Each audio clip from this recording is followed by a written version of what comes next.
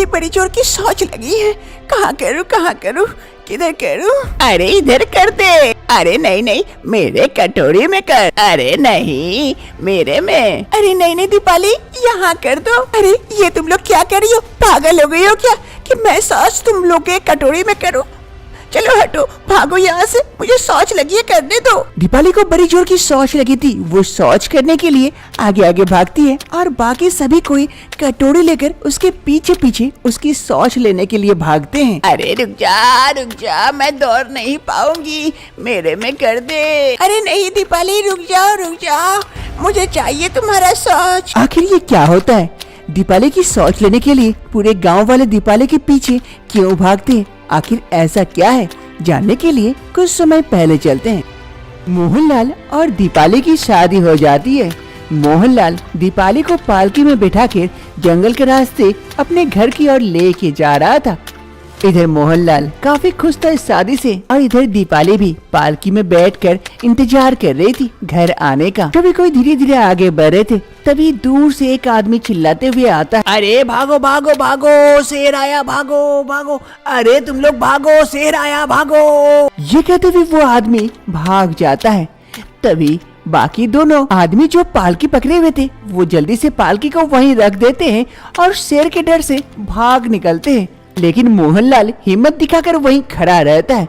तभी सामने से शेर की जोरदार आवाज आती है। आवाज सुनते ही मोहनलाल की फट जाती है और दुम दबा के भाग खड़ा होता है बीबी को छोड़। अगे मैया गे शेर, भागो। दीपाली वहाँ पर अकेली थी, वो कुछ समझ नहीं पाती है। पालकी से बाहर उतरती है, देखती है तो सामने शेर खड़ा था। वो देखकर काफी डर जाती है। शेर एक जोरदार दहाड़ मारता दीपाली को देखकर। अरे मैया के शेर, अब तो मैं गई, सब मुझे छोड़ के भाग के, अब मैं कहाँ जाऊँ? ये शेर मुझे नहीं छोड़ेगा। दीपाली शेर को देखकर काफी डर जाती है और कुछ समझ नहीं पाती है, तो जल्दी से जाकर सामने एक पेड़ पर चढ़ जाती है। हे शेर महाराज, तुम यहाँ से चले जाओ ताकि मैं घर जा पाऊँ, आज ही मेरी शादी हुई है। शेर भी उस पेड़ के नीचे जाकर बैठ जाता है। अरे अब क्या होगा मेरा? ये शेर भी तो यहाँ आकर बैठ गया, अब मैं क्या करूँ? शेर दीपाली के इंतजार में वहीं बैठा रहता है और इधर दीपाली पेड़ पर चढ़ी रहती है। उसे काफी भूख लगती है। समय बीतने के साथ साथ दीपाली को समझ नहीं आता है, भूख के मारे जान निकल रही होती है। अरे क्या करूं, बड़ी भूख लगी है, नीचे जाऊंगी तो मैं क्या खाऊंगी? शेर ही मुझे खा लेगा यही कहीं। अरे ये कौन सा फल है? काफी अच्छा दिख रहा है, कहीं जहरीला हुआ तो?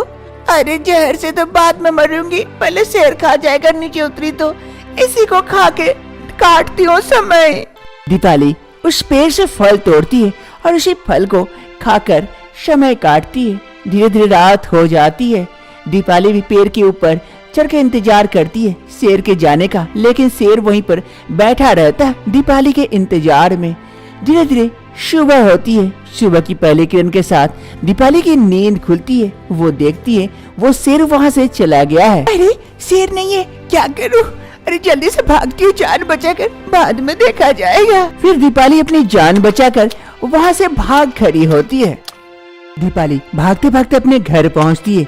सामने उसकी सास थी। सास दीपाली को देखकर काफी खुश होती है। अरे दीपाली बहू, तू जिंदा है। बेटे ने कहा था कि तुझे शेर भी नहीं माची। मैं शेर के डर से पेड़ पे चढ़ गई थी और शेर जाने के बाद ही मैं अब आई हूँ जान बचाकर। अरे बहू, तुझे देखकर बड़ी खुशी हुई। अरे मोहनलाल, किधर है रे मोहना? बाहर आ देख, बहू आई है। मोहनलाल जल्दी से घर के अंदर से बाहर आता है।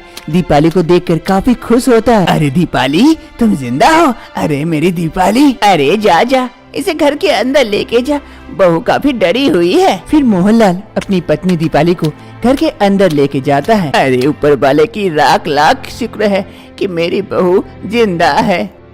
रात का वक्त हो रहा था। दीपाली को बड़ी जोर की शौच लगी थी। वो घर से बाहर निकलती है। अरे बड़ी जोर की शौच लगी है, अभी नदी किनारे जाना पड़ेगा। अरे बाबा नहीं नहीं, उतनी दूर नहीं जाऊंगी, ऐसे मेरी किस्मत खराब है।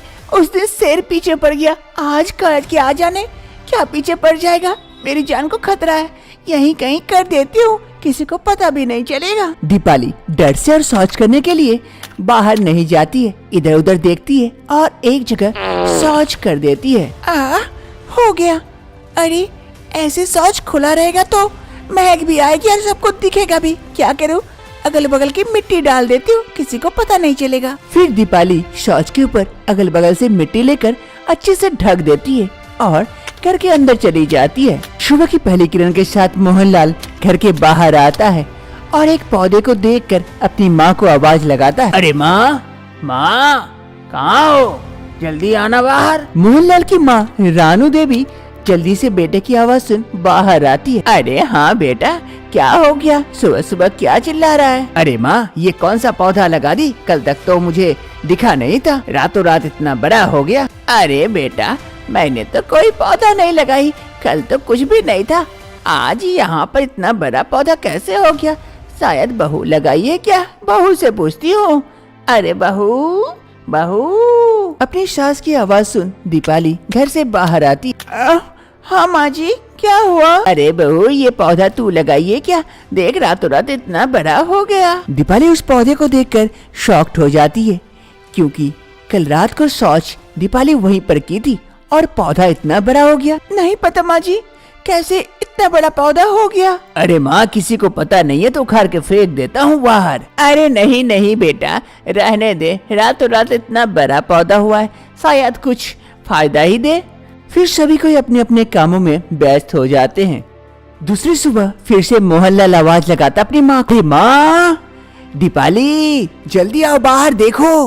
मोहनलाल की आवाज सुन दीपाली और उसकी सास दोनों दौड़े दौड़े घर से बाहर आती। अरे बेटा, आज क्या हो गया फिर अनहोनी? अरे माँ देखो देखो, उस पौधे में पैसे निकल आए हैं और दूसरा पौधा भी निकल आया है बगल से। अरे हाँ, ये तो पैसे देने वाला पौधा है, लेकिन यहाँ कैसे हमारे घर में? तभी इधर दीपाली सोचती है, अरे वहाँ उस दोनों जगह तो मैं शौच की थी, वही शौच से ये पौधा निकल आया और पौधे से पैसे हो रहे, ये तो मेरा जादुई शौच हो गई। अरे बहू देख, हमारे घर पैसों का पेड़ लगाया है, तुझे पता है कैसे हुआ ये सब? अरे हाँ माँ जी, मुझे पता है। कैसे दीपाली, कैसे? जल्दी बताओ जल्दी बताओ, हमें और भी पौधे लगाने हैं, अब तक घर में ही पैसा छापूंगा। फिर दीपाली अपनी सारी बातें अपनी सास और पति को बता देती है।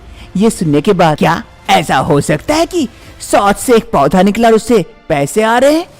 ये मुमकिन है? हाँ जी, मैं सच कह रही हूँ, विश्वास नहीं हो रहा है तो कल देख लीजिएगा, कल मैं शौच करूंगी, उसी से पौधा निकल आएगा और उसी से पैसे भी आएंगे। ठीक है, कल ही देखा जाएगा कि तुम सच कह रही हो या झूठ।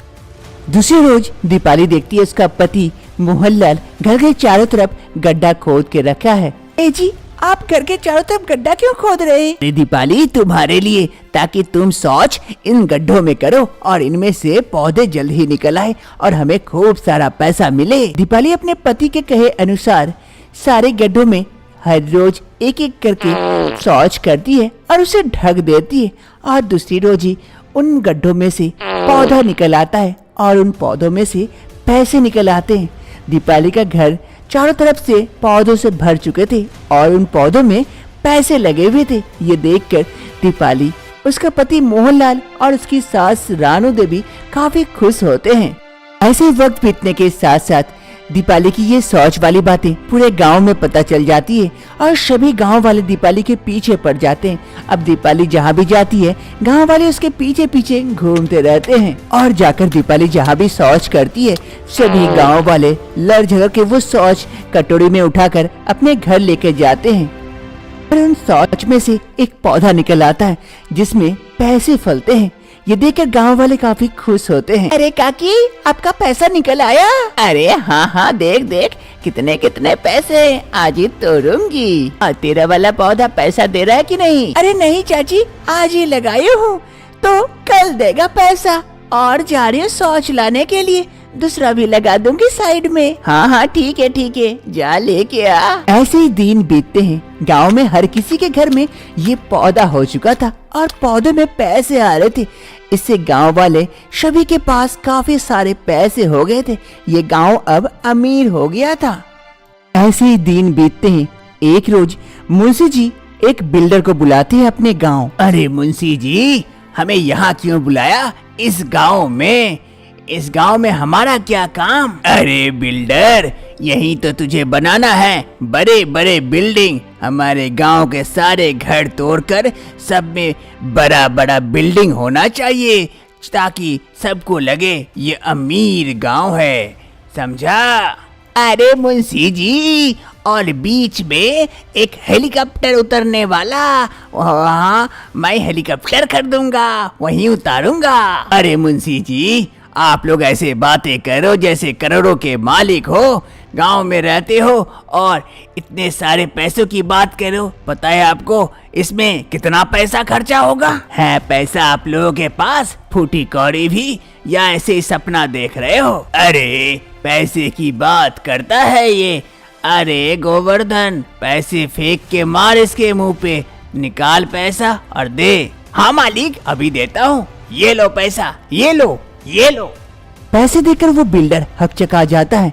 इतने सारे पैसे इन गांव वालों के पास। अरे तुम लोगों के पास इतने सारे पैसे कहाँ से आए? कहीं डाका का डाला क्या? अरे ओ बिल्डर, आम खा, गुटली मत गिन। अब बता, बिल्डिंग बनाएगा कि नहीं, कि दूसरे के पास जाऊं? वो बिल्डर थोड़ा सा लालच में आ जाता है, उन पैसों को उठाता है और गौर से देखता है। अरे मुंशी जी, सपना कहीं और देखिए, ये डुप्लीकेट नोट हमें न दीजिए, ये तो डुप्लीकेट नोट है, असली नोट चाहिए सपना पूरा करने के लिए, समझे? मैं इतना भी गधा नहीं हूँ कि आपके डुप्लीकेट नोट से आपके लिए बिल्डिंग बनाता फिरूं। हाँ, बड़ा आया है, गांव में शहर जैसा बिल्डिंग बनाएगा। हाँ। ये कहते हुए वो बिल्डर वहाँ से चला जाता है। अरे क्या ये डुप्लीकेट नोट है? लाओ अच्छे से देखो तो। फिर मुंशी उन नोटों को अच्छी तरह से चेक करता है और देखने के बाद पता चलता है कि वाकई ये नोट तो डुप्लीकेट थे। अरे गांव वाले, ये तो जाली नोट है, जाली। इन नोटों से कुछ नहीं हो सकता है, हम ही लोग बुड़बक बन गए थे। गांव वालों का सपना टूट जाता है। सभी गांव वाले अपने लालच छोड़ अपने अपने काम में लौट जाते हैं। मोहनलाल भी अब असलियत जान जाता है। सारे नकली जाली नोटों के पौधे को उखाड़ फेंकता है और सामान उठाता है और खेत की ओर काम करने के लिए चल जाता है। अरे ये तो जाली नोट के पौधे थे, असली होते तो कितना अच्छा होता। अरे बहू, कुछ भी अच्छा नहीं होता, सारे गांव के पास पैसे थे, पैसे का वैल्यू ही खत्म हो जाता। अच्छे हैं कि ये जाली निकले। चल हम भी अपने काम में चलते हैं, घर का कितना सारा काम बाकी है। आज पंकज और पूजा की शादी की सुहागरात थी। बिस्तर को फूलों से सजाया गया था। दूध का ग्लास लिए घूंघट ओढ़े पूजा नहीं बल्कि पंकज बैठा हुआ था और अपनी पत्नी पूजा का इंतजार कर रहा था कि कुछ ही समय में पूजा आती है, हाथों में गुलाब का फूल लिए। आज इस घूंघट में काफी सुंदर दिख रहे हो, जच रहे हो। ये फूल कबूल कर लो, इससे तुम्हारी सुंदरता और बढ़ जाएगी। अरे पूजा, पहले ये घूंघट तो हटाओ। अरे हटाती हूँ, थोड़ा धैर्य तो रखो। फिर पूजा पंकज का घूंघट हटाती है। ये लो पूजा, दूध पी लो, शगुन के लिए अच्छा होता है और सेहत के लिए भी। हाँ, सही कह रहे हो, लाओ दूध पी लेती हूँ आज। फिर पूजा पंकज से दूध का गिलास ले लेती है और दूध पीने लगती है। आखिर ये कैसा नियम है कि पति को घूंघट में रहना पड़ता है? आखिर क्या होता है जो पंकज घूंघट में आने के लिए तैयार हो जाता है? जानने के लिए कुछ महीने पहले चलते हैं। ये है सेठ मोहनलाल, जो कि बहुत ही बड़े कंपनी के मालिक थे और पंकज मोहनलाल के पास ही काम करता था, एक छोटा सा एम्प्लॉय था। Good morning sir. सर, आपने ये फाइल मंगाया था, ये एक बार चेक कर लीजिए, प्रोजेक्ट का सारा काम हो गया है। पंकज मोहनलाल का खास आदमी था। मोहनलाल पंकज पर काफी विश्वास करते थे और घर की सारी बात पंकज से शेयर भी किया करते थे। अरे पंकज, आओ आओ, बैठो बैठो। फिर पंकज जाकर कुर्सी पे बैठ जाता है। अरे सर, क्या बात है, आज आप काफी परेशान नजर आ रहे हैं। अरे पंकज, तुमसे और क्या छुपाऊं, बात ही कुछ ऐसी है। बेटी शादी लायक हो गई है, लेकिन किसी को पसंद नहीं कर रही है, न जाने क्यों। अब मेरी भी उम्र हो गई है, मैं चाहता हूँ मैं उसके लिए कोई घर जमाई लेके आऊं और सारी कंपनी उसी के नाम कर दूंगा। वो अब देखेगा इस कंपनी को और आगे लेके जाएगा। लेकिन ऐसा लड़का मिलेगा तब तो। अगर तुम्हारी नज़र में हो पंकज तो जरा बताना मुझे, और देखता हूँ बेटी को राजी कर पाता हूँ या नहीं। अरे सर, आप कहे तो क्या मैं मैम साहब से बात करके देखूं? अरे हाँ हाँ, क्यों नहीं, तुम बात करोगे। अगर हो सके तो वो तुम्हें बता दे कि उसे कैसा लड़का पसंद है तो बड़ी अच्छी बात होगी। देखना जरा बात करके। ठीक है सर, मैं आता हूँ। ये कहते हुए पंकज वहाँ से चला जाता है और इधर सेठ मोहनलाल अपनी बेटी की शादी को लेकर काफी परेशान रहते हैं। ये है मोहनलाल की बेटी पूजा। आज पंकज पूजा को पार्क लेके आया था बात करने के लिए। अरे पूजा, क्या बात है, तुम शादी के लिए क्यों नहीं मान रही हो? पापा इतने परेशान हैं। अरे पंकज, तुम्हें अच्छे से पता है कि मैं किसी और से शादी नहीं कर सकती।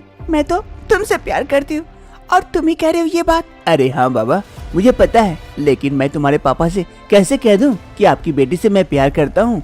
वो मानेंगे? कभी नहीं मानेंगे इस रिश्ते को। अरे मान जाएंगे, लेकिन मैं नहीं चाहती कि तुम घर जमाई बनकर मेरे कह रहा हो। तुम ऐसा कुछ काम करो ताकि मैं शादी करके तुम्हारे घर जाऊं। तभी इधर पंकज मनी मन सोचता है, अरे अगर मैं शादी करके इसके घर चला जाऊं, सारी संपत्ति मेरी हो जाएगी, पूरे बड़े कंपनी का मालिक बन जाऊंगा। और ये पगली मानने को तैयार नहीं है, कैसे मनाऊं? अरे पूजा, अब किस्मत किस्मत की बात है, जिसके किस्मत में जो लिखा होता है वही होता है, क्या कर सकते हैं। अरे नहीं पंकज, तुम समझ नहीं रहे हो। हमारे घर का अजीबोगरीब नियम है जो तुम कभी मान नहीं सकते। क्या? ये कौन सा नियम है? मैं तुम्हारे प्यार के खातिर सारे नियम को मान सकता हूँ। क्या सच में? सच में तुम मुझसे प्यार करते हो और मेरे सारे नियमों को मान लोगे? अरे हाँ पूजा, हाँ, मैं तुमसे प्यार जो करता हूँ, आज ही तुम्हारे पापा से मैं बात करता हूँ। पूजा और पंकज दोनों काफी खुश हो जाते हैं। एक रोज सेठ मोहनलाल अपने हॉल में बैठे हुए थे, तभी पंकज आता है। Good morning sir. अरे पंकज, तुम यहाँ अचानक सुबह सुबह, कंपनी में कोई दिक्कत तो नहीं हो गई ऑफिस में? अरे नहीं नहीं सर, ऐसी कोई दिक्कत नहीं हुई है, बस थोड़ी सी बात करने आया था आपसे, वो आपकी बेटी पूजा के बारे में, उसकी शादी के बारे में। अरे पंकज, खड़े क्यों हो? बैठो बैठो, बहुत अच्छी खबर है, बैठो बैठो। हाँ हाँ बताओ, अब कोई अच्छी खबर है क्या? कोई लड़का मिला वैसा? हाँ सर, मिला तो है, लेकिन आपको पसंद आएगा या नहीं वो नहीं बता सकते हैं। अरे पंकज, तुम्हारी पसंद मतलब मेरी पसंद। अब बताओ बताओ, कौन सा लड़का है, क्या काम करता है, कहाँ रहता है, देखने में कैसा है? पूजा को पसंद तो आएगा ना? सर, लड़का आपके सामने बैठा है। लड़का मेरे सामने बैठा है? मतलब कि तुम हो क्या? हाँ सर, मैं ही हूँ। मैं आपकी बेटी पूजा से शादी करने को तैयार हूँ और पूजा को भी ये रिश्ते में कोई दिक्कत नहीं है। हम दोनों एक दूसरे से प्यार करते थे, लेकिन आपको कहने से डरते थे। क्या ये सच है? तो बहुत बड़ी खुशखबरी है। मैं अभी पूजा से भी बात कर लेता हूँ। अरे पूजा बेटा जरा यहाँ आना। अपने पापा मोहनलाल की आवाज सुन पूजा वहाँ पर जल्दी जल्दी से आ जाती है। हाँ पापा, कहिए। अरे पूजा बेटा, पंकज जो कह रहा है क्या ये सच है? तुम दोनों एक दूसरे से प्यार करते हो और शादी करना चाहते हो? हाँ पापा, मैं पंकज से प्यार करती हूँ और इससे शादी करना चाहती हूँ। चलो अच्छी बात है, पंकज भी अच्छा लड़का है, अच्छी पसंद है। चलो बेटा, अब तुम थोड़ा सा अंदर जाओ, मैं पंकज से थोड़ा सा बात कर लूँ। फिर पूजा वहाँ से चली जाती है। तभी सेठ मोहनलाल कहता है, अरे पंकज देखो, अब तुम मेरी बेटी से शादी करोगे, मेरे जमाई बन जाओगे, फिर ये सारी कंपनी तुम्हारी होगी। लेकिन हमारे भी कुछ नियम कानून हैं घर जमाई बनने के, तो तुम्हें वो नियम मानना होगा, तभी तुम पूजा से शादी कर सकते हो। ठीक है सर, मैं पूजा से प्यार करता हूँ और पूजा के खातिर सारे नियम कानून मानने को तैयार हूँ। फिर मोहनलाल पंकज से सारी बातें कह देता है, जो भी उसके नियम कानून थे घर जमाई बनने के। ये सुनने के बाद पंकज का मुंह सूख जाता है। मोहनलाल तो वहाँ से उठ के चला जाता है, लेकिन पंकज सोचते रहता है, अरे ये कैसा नियम है? ये सब भी नियम होता है क्या? कुछ दिनों के बाद पंकज और पूजा की शादी करा दी जाती है। पंकज सारे नियम मान लेता है और उनकी शादी हो जाती है। अरे पंडित जी, अच्छे से मंत्र पढ़े ना, ये जोड़ी 7 जन्मों तक बना रहे और मेरी बेटी हमेशा खुश रहे। अरे जजमान चिंता ना करे, मैंने ऐसे मंत्र मारा है कि 7 जन्मों तक ये रिश्ता नहीं टूटेगा और आपकी बेटी खुशी खुशी रहेगी। चलिए अच्छा, अब मैं निश्चिंत हूँ। वर्तमान समय शादी की दूसरी सुबह सेठ मोहनलाल और उसकी बेटी पूजा दोनों हॉल में बैठे हुए थे और यहाँ चाय लेकर पंकज पहुँचता है घूंघट में। चाय चाय चाय आ गया, लीजिए पापा चाय पीजिए। पूजा चाय लो। अरे पंकज बेटा, वाह वाह, ऐसे ही घूंघट में रहना, घूंघट मत खोलना कभी भी, इस घर का यही पहला नियम है। एक काम करो, चाय यहाँ रख दो और जाओ हम लोगों के लिए कुछ बढ़िया सा नाश्ता बना के लेके आओ। पंकज चाय टेबल पर रख देता है और जाता है नाश्ता बनाने के लिए। और इधर सेठ मोहनलाल और उसकी बेटी पूजा दोनों चाय का मजा लेते हैं। पंकज किचन में आकर नाश्ता बना रहा होता है और सोचता है, अरे मैंने सोचा था घर जमाई बन के ऐश करूंगा, राज करूंगा, सारी कंपनी का मालिक भी बन जाऊंगा, लेकिन ये क्या, मुझे नियमों तले दबा दिया गया। मैं तो खुद घूंघट में आ गया, कैसे निकलूं इस घूंघट से बाहर। पंकज ये सब सोच रहा होता है और नाश्ता बना रहा था, तभी उसकी बीवी पूजा वहाँ पहुँच जाती है। अरे पंकज, अभी तक तुम्हारा नाश्ता नहीं बनाया हुआ है, कितने लेट लगाओगे? हमें भूख लगी है, पापा भी कब से इंतजार कर रहे, जल्दी बना के लेके चलो। हाँ हाँ हो ही गया, लेके जा ही रहा था, चलो चलो मैं आता हूँ। फिर पंकज नाश्ता उठाता है और लेके जाता है सर्व करने के लिए। क्या आप लोग भी घर जमाई बनना चाहते हैं और ऐश करना चाहते हैं? कमेंट में जरूर बताएं, कहीं आपकी हालत भी ऐसी ना हो जाए घूंघट में पति जैसी।